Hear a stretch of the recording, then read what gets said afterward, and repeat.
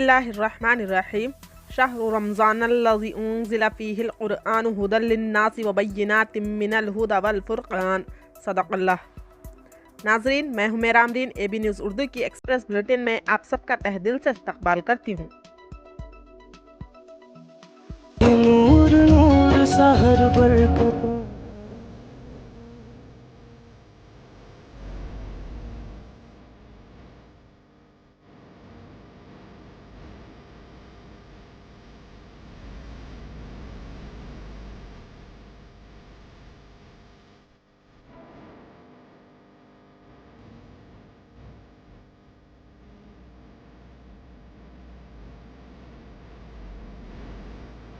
بروز چہارشنبہ تیگراگٹاپلی منڈل کے primary school میں 65.45 لاکھ لاگت سے آغاز کیے جا رہے ترقیاتی کاموں کا وزیر برائے بہبود پسماندہ طبقات سول سپلائز گنگولا کملاکر نے افتتاح کیا۔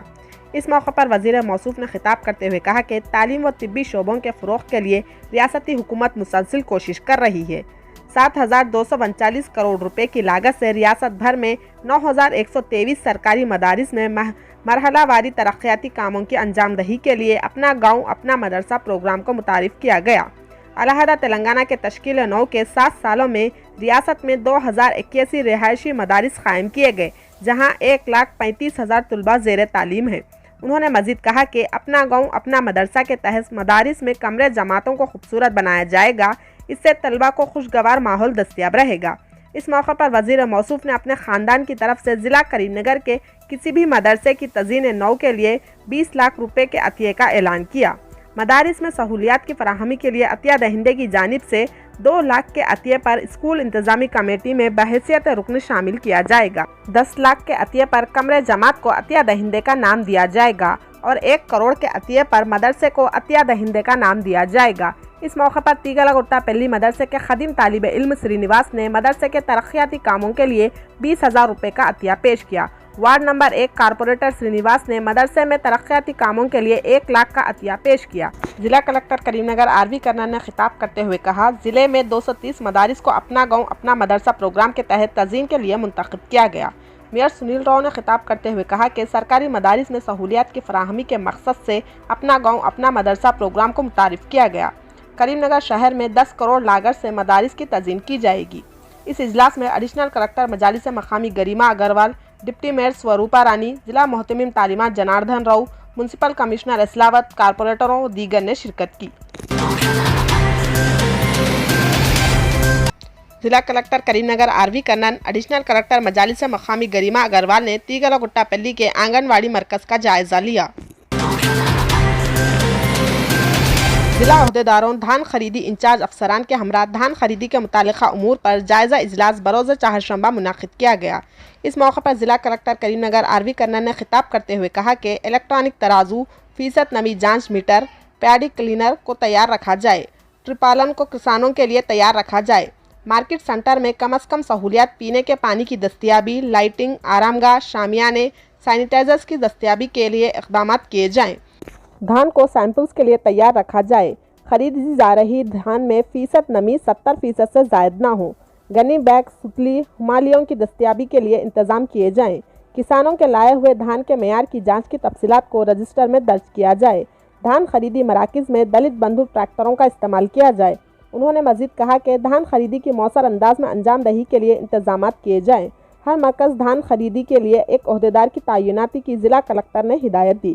اس اجلاس میں ایڈیشنل کلکٹر مجالس مقامی گریما اگروال، متعلقہ عہدیداروں اور دیگر نے شرکت کی۔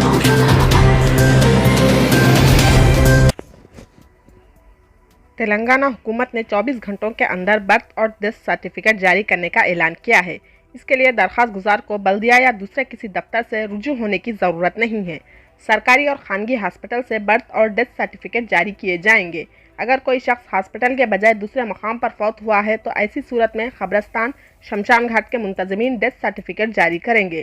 23 اپریل سے ریاست کی تمام میونسپلٹیوں اور کارپوریشنوں میں پیدائش اور موت کے سرٹیفکیٹ 24 گھنٹوں کے اندر جاری کیے جائیں گے۔ ان سرٹیفکیٹس کی اجرائی کے لیے سرکاری اور خانگی ہاسپٹلز کو یوزر آئی ڈی اور پاس ورڈ دیے گئے ہیں۔